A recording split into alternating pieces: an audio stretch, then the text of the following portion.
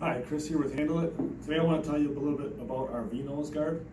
So the application for this would be if you have an upright, a standard 3x3 upright here, and if you had a beam on this first level, typically you're going to use a 12-inch post protector. If there was a beam here, it would be hitting, and this post protector would not fit. So you use this V-nose guard. It's only 4 inches high. We go underneath the beam. Notice it has a 1/2 inch anchor hole here. So it goes underneath the beam, and this is a standard 3x3 upright with an inset foot plate.